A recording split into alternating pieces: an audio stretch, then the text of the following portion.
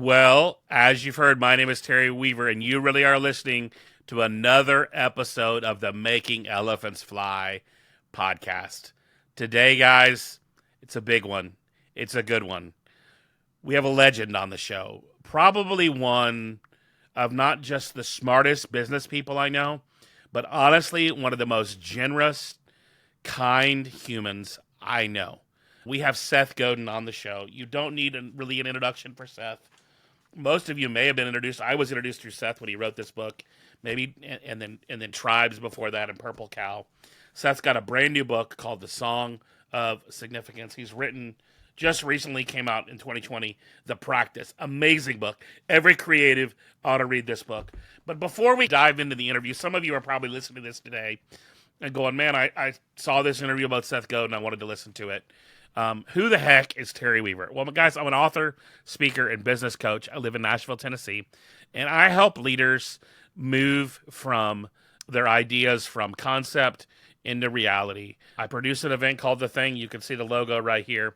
I'm a big fan of Walt Disney, specifically the man, and I love Mickey Mouse as well. In fact, Seth, later in the show, and I actually talk about Mickey Mouse and why Disney has not released a Mickey Mouse movie. Very interesting question. Seth started asking me questions. But guys, what I really love to do more than anything is to help and pour into leaders and to serve them in allowing leaders to not just have great ideas, but to do and accomplish great ideas. I would love for you guys to, if you haven't signed up for my email list, you can do that. But here's the best way to do that. I have a free course that I've created for people who do work like Seth talks about, who want to do significant work. It's called Discover Your Thing. If you go to discoveryourthing.com, you can sign up right there, and I'm going to give you a free course on how you can know an assessment of where you're at as an entrepreneur, and then a few days where we'll spend together with me helping you figure out what maybe your thing is that you do. The Thing is a conference in Orlando, Florida, and in Nashville, Tennessee, and we have one coming up in November. I'd love to have you join us. You could join us at thethingorlando.com. Use the code podcast to join us. I'd love to have you with us. And yeah, guys, I don't want to really stall this process anymore. I want you to dive right into my conversation with Seth. It's a shorter episode than normal because Seth's time is pretty limited, but I'm super grateful that he was able to come in and be on the podcast again and for us to talk about doing significant work. And his newest book is really for people who run companies, but the concepts in the book start at a ground level for anyone that's doing any kind of work. And then really the reality that none of us are doing work alone. I'm super excited for you guys to lead, and we talk about creative. We talk about the process. I asked Seth about what he would do if he was starting all over again, and I think it's a fantastic episode, and I thoroughly enjoyed every minute that I got to spend with Seth, and I can't wait for you guys to hang out with us for a few. As always, you can follow me on the socials. You can get all the information at terryweaver.com. But for now, let's go. My interview with Seth Godin. Seth, welcome to the show. Thank you for having me. It's a pleasure. Man, it is good to have you back. I remember when I was pretty early on in podcasting, I invited you on, and I've told this story from stages that I emailed you, and you apologized because you were in Africa at the time. You were on safari, I believe, is what your email said. And it took you all of like 4 hours to reply. And you said you were available on Tuesday. And, of course, obviously, I wasn't available on Tuesday. But all of a sudden, my schedule cleared up. And your conversation, our conversation that we had really just sparked a lot in me and pushed me forward on a lot of things. And I just want to thank you just for your availability and your generosity. Well, I appreciate that. I need to clarify. I've never been on safari. Don't want to go on safari. I was in Kenya helping farmers figure out how to increase their crop yield and helping people in the Kibera slums with their book group and some other things. That was worth the trip. Amazing. Well, you weren't watching animals, you were helping people move forward, which is really what you do. I'm always amazed at just nothing you do really surprises me. When you wrote a book about teams, I was like, wow, I've got your last 3 books here, and they couldn't be more similar in some ways, but yet incredibly different. And for all I know, you've released something in between that I somehow missed. One of my clients was here a few weeks ago, and she's like, "Have you read Seth's new book?" And I'm like, "No, I haven't. What? Seth has a new book? How did I miss it?" And I follow you on all the platforms, and I'm pretty sure I'm still on your mailing list. And I'm like, I don't know, I missed this somehow. And that's actually a good acknowledgement that the world is moving so fast that even the things that we want to pay attention to are really easy to miss. Yeah, and it's hard to continue to be generous with when you're looking out for other people's time, because you think you've been talking about your book over and over and over again, and that everyone's bored to death of it. But then you realize there's so much flurry in the world, and maybe they didn't even know. So I'm glad to be on the show to talk to you about it. Yeah, and that's so true. Is we feel like when we talk about the things that we create, and it feels like that's all we do. It feels like we're just talking about the stuff we make. And yet, lo and behold, there's somebody out there that somehow missed it. I remember somebody coming up to me in an event and being mad that I didn't tell them that I had a book. And I'm like, I checked my email list. You've gotten 102 emails about this book. But that's the world we live in. It's super noisy. Well, man, I have a ton of questions. I've asked my audience and some of my coaching clients just, hey, what would you ask Seth? And so I've got to start in the right place where I should today, because it was Diana Alt who told me that you had this new book. And Diana's a career coach, and she's been blown away by this book. And we were talking about a problem that she had in her business. And she's like, well, Seth said. I'm like, Seth who? And then she said, oh, yeah, Seth has a new book about teams. And her question is, what do you say to people who believe that it's not possible for certain times of work to be significant, or that it's too expensive to do things that create conditions for meaningful work? I think if we want those things to be true, they could be true, but they don't have to be true. I think it is possible for the person who answers the phone at an airline or a hotel to make a difference in somebody's life. I think it is possible for somebody who works with the person who cleans the grease off the griddle at a fast food place to make a difference in that person's life. Being significant does not mean that you're in Kibera dealing with some of the poorest people in the world. It simply means that there's another human in front of you, and you treated them in a way that they would have missed if you hadn't, where you made a difference in their life. And if we can do it once, we can do it twice. And what I'm arguing in the book is the industrial century that led to people even believing that there were no significant jobs and that we couldn't afford it is ending. And B, it turns out the greatest, best, most useful way to create value happens to be by doing human work, not by being a faster, cheaper robot. No, it's interesting when you do go out, and we were in Bellingham, Washington last week, of all places, which is just a few miles short of the Canadian border. Mm-hmm. And I don't know if you've ever had the privilege or the opportunity to fly into Bellingham. There are literally 4 gates in Bellingham. Mm-hmm. And I love Southwest because they're kind of a weird and quirky airline. And we get to the gate, and there's this gate agent doing a art competition because the plane was delayed by 10 minutes. So he invited travelers to find their inner Picasso or Van Gogh. And it was really interesting to watch, when you think about the number of people that have probably yelled at that guy over the course of his career. And kind of, he's always, very rarely is he the guy that's telling you, hey, the flight's going to be early today. Congratulations. Right. But he found a way in that situation to really do significant work. And we were kind of, my wife and I were together, and we were both kind of reading the book at the same time and talking through that, like, wow, that's someone who understood significance and an organization that has set their employees up to be great at what they're great at and to make the best of opportunities that may not be great. Yeah, exactly. And But again, if you don't want it to be significant, I'm sure you can come up with some rules where it won't be. How do organizations shift their just culture and their mindset? Because my wife really hadn't been exposed to a lot of your writing before, and she's been helping me a lot with like show notes and preps for the podcast. And I was like, you've heard me talk about Seth before. How would you describe what you've experienced in reading a Seth Godin book? And she said, well, I was like, if there's one thing that Seth wants to do, he wants to change and challenge your way of thinking. And he's going to leave it up to you with what you do with that information. But it's sort of like we sort of came up with the analogy of someone who gets handed a snow globe.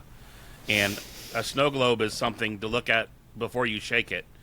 But she really felt like you were the person that helps us shake our snow globes a little bit and bring new movement and new scenery to what we may not, it may have been there to be seen all along, and yet we weren't looking for it. That's so kind of her. I think that what we have the opportunity to do is begin small, make small changes to small groups of people. And if you are waiting for the CEO to send a memo to all 10,000 people in the company that says, from now on, we're going to do things differently around here, you're going to be waiting for a long time. It's not how work culture changes. It's not how national culture changes. That we don't get change handed down to us by some elected official. We make change happen, and then people catch up. So if you have something to say, you can say it to 2 people, and if it resonates, you can say it to 2 more people, and you can do it again. That's different than having to find the right answer and announce it to everyone. Yeah, and I think we forget how much joy and just doing things a little different spreads in a place where there wasn't necessarily joy.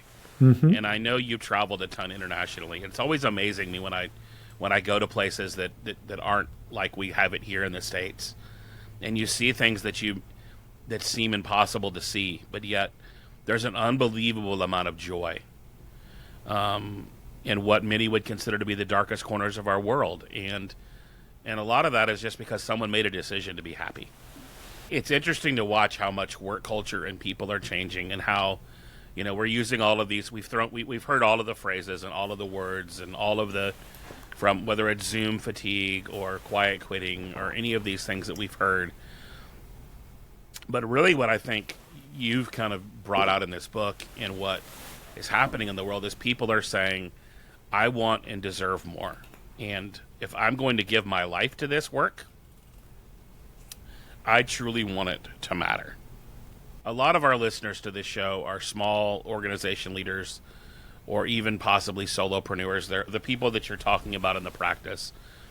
As they begin to form teams and build culture, how early on in an organization can you begin, as one employee becomes 2, as 2 employees become 4, can you instill this significant environment and culture in an organization?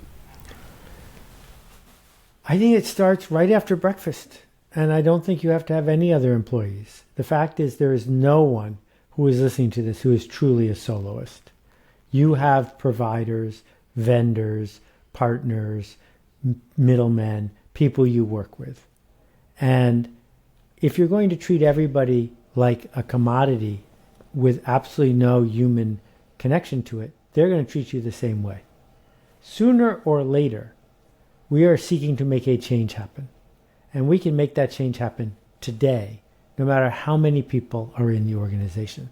I remember so vividly the 3 times that I had just 1 employee. Now I have none. I've had as many as over 100. But when I had just 1 person sitting in that room with me, that was a profound interaction. Knowing that there was 1 partner, 1 employee, 1, call them whatever job you want, that you were going to play an infinite game with, toss them a ball and they were going to toss it back. That's where we have to begin. And it doesn't matter if you have no revenue. I had no revenue for over a year. I was really scraping the bottom. But that's when we start to establish the pattern of what things are like around here. Not later, but right now. It's interesting. One of the things that I've loved that you've always talked about through the years has been this idea of the race to the bottom and the race to the top. And it feels like you were talking about this and everyone was kind of looking at you going, I don't know what you're talking about, Seth. And now technology and culture and the iterations of an idea. I was having a conversation with someone who was, and of course, you know what I'm about to say, that someone was scared of AI and what it was going to do in their organization. And I'm like, great. AI is coming. You know what? You know what's coming? Something else is going to come after AI. Something is always coming. And if you're creating and creating work that matters and creating places where people want to be and creating environments where people want to be and creating a high quality offering, people can't ignore you if you're kind about it. How do we in this? I mean, it just feels like every day we wake up and there's a new technology. There's somebody posting a story about something is, Twitter's dead, Threads is dead, Facebook, blogging's dead, and in the end, it seems like what really matters is just people who are committed to creating and committed like you do, putting out your thoughts into the world and not really paying a whole lot of attention to anything other than the mission at hand. I'm agreeing with most of what you just said. I want to put a pin in this idea, though, that the way we create is by using social media channels to share our ideas. That there are very few people who can actually make a living doing what you and I are doing right now. Oh, for sure. You are almost certainly not the customer of a social media platform. You're the product. That the Absolutely. social media platform is manipulating you to believing that those friends are your friends, those likes are really likes, and that this is going to be the core of your future, so that they can either sell you an ad or sell an ad to someone who's trying to sell something to you. But getting bent out of shape about what's happening in social media, I haven't tweeted in 9 months, nothing bad has happened to me. So you have to figure out what's the smallest viable audience. What's that group of people that if you served them well, it would be enough. And it's probably a few hundred. It's not a few 100,000. But it's hard to commit to that. It's hard to say, if these people don't get it, then there's nobody. But that's what we have to do. Commit to that. Yeah, and I think you've always existed, on your blog and on your email list. And social media just happens to kind of amplify something that you've already been doing. And I think you've been a great example to people that want to lead and people that want to start and lead a conversation. That you've always just had your conversation, and whatever the platform that was around that happened to amplify it, that was great. But that wasn't going to get in the way of you doing what you do on a regular basis. Thank you. Yes, that's the plan. You figured it out. Mike Brennan emailed me an amazing question for you. And Mike is a fine artist. I think he's probably sketched you live at a live event. He goes to live events and does drawings with artists and a quote that you say. I think he went to one of your book releases in New York because he lives in the Jersey area. But he has a question about the practice. When do you know that a practice has run its course? Should you have something new and easily to hand off to? Oh, this is such a good question. So in the practice, what I'm writing about is the act of shipping creative work, of committing to make a change for the people you seek to serve. And that isn't the same as being popular. And it isn't the same as collecting a royalty check. That one of the challenges that we have is if we do something and we don't get lucky, it can feel like the work was pointless and we give up too soon.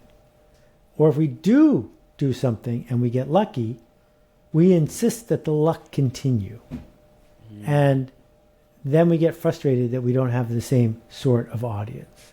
And, name your favorite musician that had a bunch of albums that succeeded at the beginning and then ended up on the oldie circuit? Or, what happens if we create this body of work, but then the world passes us by? And so for me, a practice is two things. It's how are we serving our audience, but also how are we serving ourselves, the voice in our heads, the need to push against something that's going to respond to what we're pushing against. And I think we often benefit from quitting, to go back to an earlier book of mine, quitting something that isn't feeding us anymore. And maybe you really were good at playing live jazz, but maybe after COVID, the number of places you can do that fuel you is too low. So, okay, you can shift gears and start being an accountant for musicians, because you might be able to find that same feeling of magic for a different audience in a different place. But first we have to realize we can quit. We can take a new course if it's going to help us get to where we want to go.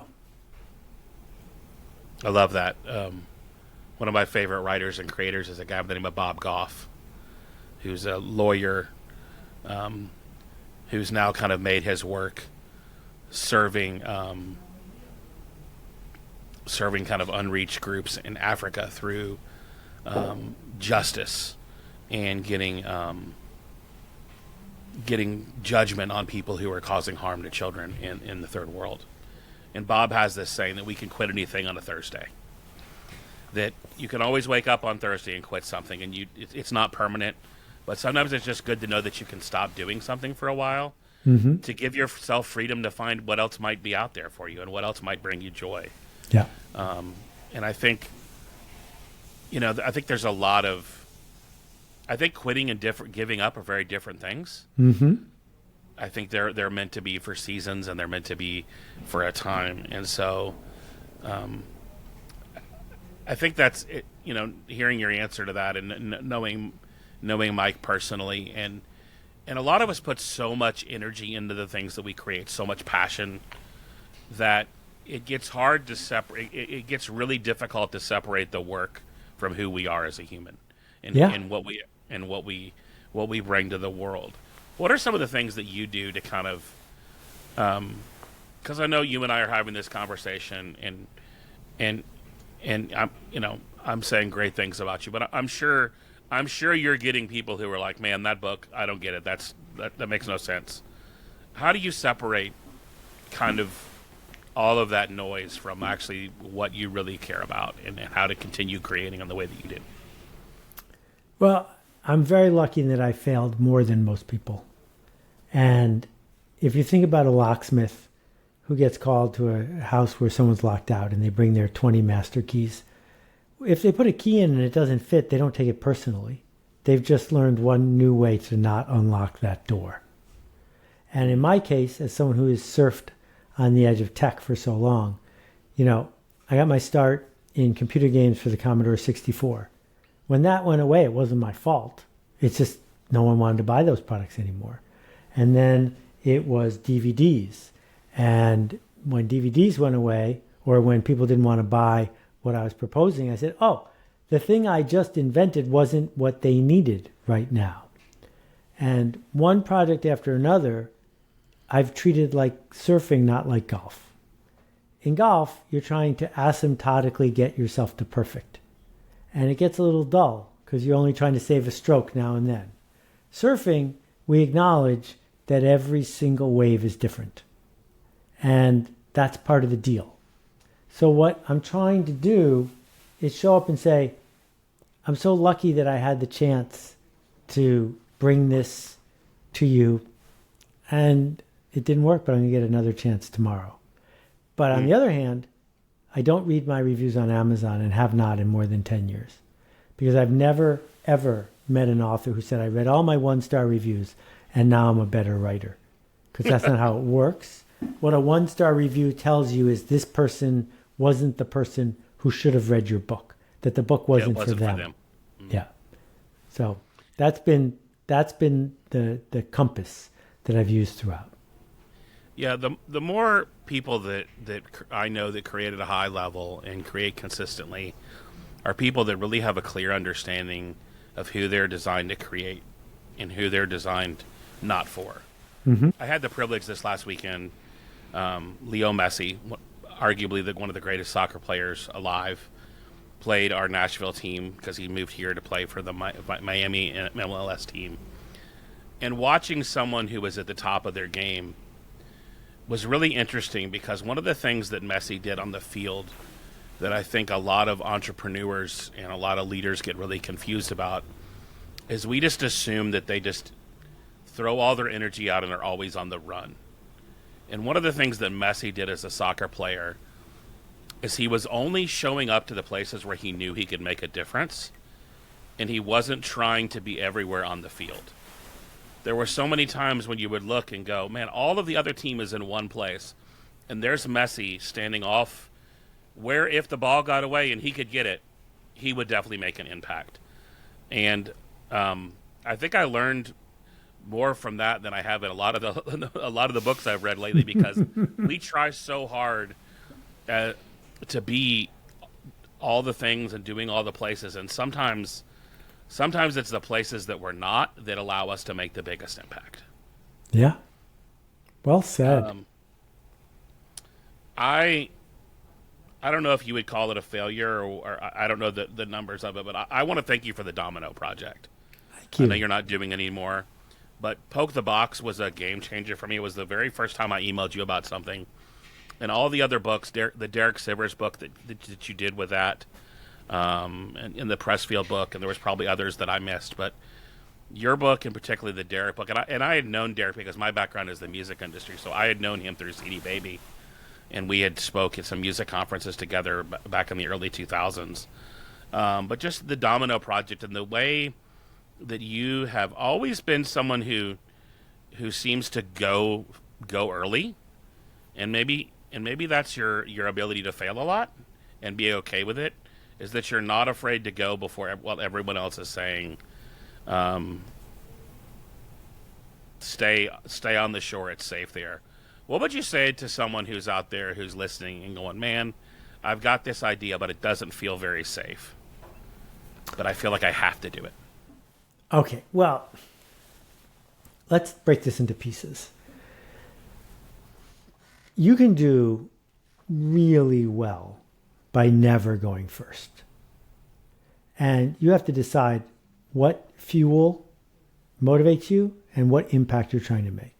So Kenny G had nothing to do with the founding of instrumental saxophone music. He had nothing to do with any of the important cycles all the way back to Take Five and Paul Desmond and everything else. But Kenny G has sold more records than any jazz musician who ever lived, because he's choosing not to live on the cutting edge. He's choosing to wait till the wave is at its biggest. And I made the decision a long time ago that because I have some level of technical vision in the sense that I can see something that has a shot at being something, I'll go first. I know I will not stick around for the big wave. I invented email marketing. Email marketing is now a $100 billion a year industry, but when I invented it, it was a $0 billion a year industry. And I got out before all the money showed up. That was fine because that's what I signed up for. You have to price appropriately and organize appropriately and plan appropriately. You can't say, I'm going to invent an industry and make it all the way till its peak. That's really unusual. I know you're a Disney fan. Walt figured out how to do that, but there are very, very few Walt Disneys in the world, right? Even Steve Jobs didn't figure out how to do that. He had to get kicked out of his own company before he could come back as the second version, right? So the second half of what you said is the kind of project, quote, we have to do. I don't think that's professional. I think that there's room for hobbies, for avocations, for our cause. That's what the Carbon Almanac was for me. That I needed to do it as a human, but I didn't do it because it was the next step in my professional career. What it means to be a professional is you show up whether you feel like it or not. It means that you can be dispassionate about what's good and what's not good. And you don't keep going because you have no choice. You keep going because it's the right thing to do. Yeah. When I say have to do, I mean it's something that feels like it's burning in your soul that you just I'm agreeing. can't. Yeah, I heard you say that. I'm saying you probably should not sign up for professional work that is burning in your soul. You should sign up for the change that your spirit is telling you to go make. But how that change is made, you have to be disconnected enough from the work itself to be able to make a smart choice about how to do that. So, if you grew up in the 60s and loved doing magic tricks, and your drive, your burning passion was to be a magician, you probably have spent the last 40 years being frustrated. Because other than Penn and Teller and maybe David Copperfield, there's almost no one who has had an impact on the culture doing magic tricks. On the other hand, if what you really meant is that what you want to do is amaze and delight and connect, there are lots of ways to do that. You just can't use playing cards to do it. Yeah. Well, then I think there's a misunderstanding in this culture, especially among younger generations. And I got to hang out with my little brother this weekend, who's 20 years younger than I am, and that being famous and succeeding are very two different things. Yes. Well said. Say it again. I totally agree. That I think a lot of us have a desire to be known, but we don't necessarily have to be known to. We don't have to be Kardashian known to become successful. There are a lot of people that are very successful. It's funny that you mentioned magic. I can think of 4 or 5 magicians that I know that have very successful careers. My buddy Harris III here in Nashville. Oh, I know Harris. Yeah, Harris that creates amazing work. But, it goes back to actually something that I was rereading the practice this weekend. And you talk about, it's funny because it goes back to the box. You talk about, I don't remember the exact phrasing, but you talked about the edge of the box. Mm-hmm. That so many of us feel like we have to go outside the box when there's a lot of magic and a lot of amazing things that we can create and do on the edge of the box or box adjacent, if you will. Yeah. Would you kind of speak into that a little bit for us? Yeah, well, the metaphor is people say you got to think outside the box. The problem is it's dark and there's nothing to lean against. That all cultural and professional change happens on the edge of the box where you have something to leverage. That it's on the edge of the box that you come up with a new kind of music or medical intervention or whatever it is. It's really close to the structures that are already in place, but changes just a little. So the book itself, persuading Jeff to get Amazon into the publishing business took me 5 years. And if I had gone further outside the box and tried to persuade Yahoo or Google to do it, I would have failed. Because they would say, we don't even know how to sell anything. We certainly don't know how to make and sell a book. So it was right next to what Amazon was already doing, but it felt scary to them to be able to take that leap. That innovation, that little tiny innovation, has led to Amazon publishing, I don't know if you count the Kindle, millions of books. But it wasn't easy at the time, but it was doable. It was approachable. Yeah, it's interesting when we look back at innovation. In the moment, the big leaps seem massive. But the leap from the iPod to the iPhone really wasn't that far. Okay, so let's we've gone a long way without bringing up Apple. The leap to the iPhone. I wrote a piece in Fast Company, people can still find it, about Walt Disney, Steve Jobs, and my mom. And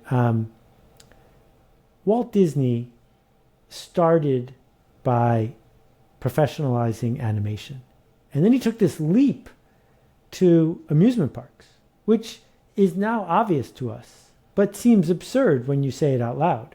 Mm-hmm. And then he took this leap to developing for television, which almost nobody in Hollywood was even willing to consider.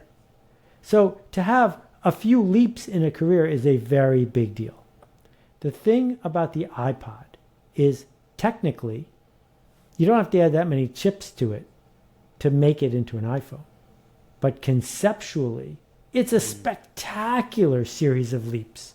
It is the most profitable consumer product of all time. And the reason is because it is a technologically enabled accident that will not be repeated in our lifetime. And you're not going to hit a home run like that one. I have a lot of problems with Apple, and the biggest one is they were given $1 trillion by this accident, and I think they have squandered it because they had an opportunity to forge a different sort of path for our mutual connection, and they blinked. But that's just a topic off for another day. Well, it's interesting that you mentioned Walt and Steve together, because some friends of mine about 10 years ago made a movie called As Dreamers Do. That was literally just a goofy, let's tell the story of Walt Disney's failure and no one else is telling it. Let's figure out if we can actually get around all the copyrights. So we've got to get around to actually do it. And we kind of made this scene where Walt walked into his brother Roy with the idea for a theme park. And it's one of my favorite scenes in the movie where Roy Disney, we kind of, used our imagination, where Roy said, nobody wants to go to a Disney theme park. And I think one of the, and knowing, the story of Walt and how he created, I think one of the big differences between Walt and other people is Walt, I had this moment where I was working on a project and we were in the Bay Area, and I went from the Walt Disney Family Museum to the Schultz Museum in Napa Valley. Mm-hmm. They're both amazing museums. But the two big differences that you could catch between the life of Schultz and the life of Disney is that almost everything that Walt created involved a team. It involved a significant group of people that bought into the vision. That's really kind of almost the support of this book that you've written. And almost everything that Schultz did involved him, a desk, a pen, and a paper, and a piece of paper. And he very much, in fact, one of the things he said very in a random interview that I've actually kind of been chasing this idea, someone came up to him and said, Mr. Disney, what do you do? And he said, I'm a pollinator. My job is to go around the company and take inspiration from one section of the organization and bring it to other sections. So, I think it's funny. It's funny how all these things kind of come back together as we talk about them, that that Mr. Disney, if you will, understood the importance of significance and the importance of allowing, and it goes all the way down to their janitors. Right. Yeah. No, I think that's brilliant. I need to ask you a question as we start to wrap this up. Why has it been more than 50 years since Disney put Mickey into a movie? They've slowly been doing a few things with it on Disney Plus. But like a movie. Because they know they've milked Star Wars deep. They've, like, one thing after another, they know how to replicate. Here's this thing, they've altered the U.S. Constitution copyright law just to protect the copyright on Mickey. And yet, even though he's such a wise guy for today's age, he's not in. Where's the Mickey movie for adults? I want to know where that is. You know what's really interesting, Seth, is they didn't even have a theme park attraction that featured Mickey Mouse until like 4 years ago. Mickey's Runaway Mine Train did not exist until just a couple years ago. It opened in January of 2020. It caused the pandemic, basically. Right. Yeah. And so it's really, really interesting. I wish I knew the answer of it, but it's actually, I would actually say that you answered that question in this book. that it's fear. Yeah. That you talk a lot about the dance between fear and significance. And I think sometimes that we have created, and I've seen it in nonprofits, I've seen it in my own work, that we create things that are sacred that don't necessarily need to be. Correct. And I'm afraid. I think they're afraid they'd mess it up. And no one wants to put their name on it. Yeah. Yeah, and nobody wants to be the one that actually is the person that messes up Mickey Mouse. Yeah. I think it's a great point. Are we good on time, or do we just have a few minutes left? I got to go in like 2 minutes. Okay. Well, man, I appreciate your time. I wish we could go on. We'll have to do it again sometime. It's been too many years since the last time we did. I think the last time we did this was 2016. Yes, sir. Or 17. What do you think? What do you think is the number one thing that you would do right now if you were at ground zero again and had to find that purple cow all over again? What would you do to start over and to let people know that Seth Godin exists and he was making work that mattered? Yeah, that's not what I would do. No? I'm pretty clear about what I would do. I would find 500 people who have a significant need to be connected to one another, significant enough that they would pay for it. And I would organize those 500 people. I would create value for small, motivated groups of people to connect. I would lead and organize and curate that connection, and then I would do it again. No one needs to know Seth Godin exists. That was a fiction that I made up because that's what the world wanted in order for me to make the change I seek to make. But now, the change isn't going to come from a Kardashian. It's going to come from groups of people who share a goal and interest and need a way to connect. That's so good. All back to what basically the idea that you presented in Tribes. I remember getting Tribes at the Catalyst Leadership Conference, and you had created a piece of content just for that event, and I was blown away by, like, wow, who would do this? Who would go and not just write a book, but say, there's a room full of people at Atlanta, Georgia gathering, and I want to create something just specifically to help and to serve them. And so, well, Seth, I just want to thank you so much just for your constant generosity. Last time I asked you a question, and that what could we do for you? And you said nothing. Go write a thank you card to someone that made a difference in your life. And I've heard stories through years. There are people who have stopped and sent a handwritten note to somebody. So today, give us a challenge, Seth. What would you have us go and do? You can ask us anything. Well, I was talking to a friend today, and they got email from a vendor, a partner, a supplier, but someone they're going to sell something to, a customer. And they're saying, can we connect in a week to talk to you about this proposal? And my friend said, so should I be excited? And I said, here's the deal. We don't get actual provable good news very often. But there are lots of times we get a hint that there might be something possible around the corner. Let's get excited about that, because that can happen often. So it's so easy, if you watch a lot of media, to be filled with despair about the climate, about division, about so many challenges. But if we can just find a few people, an opportunity, a place to create connection, a chance to do something significant for just 1, 5, 10, 15 people, let's get excited about that. Because if we can do that again and again and again, we'll have a good day. Great advice.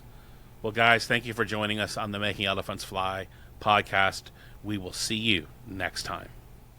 Thanks, Terry. Go make a ruckus.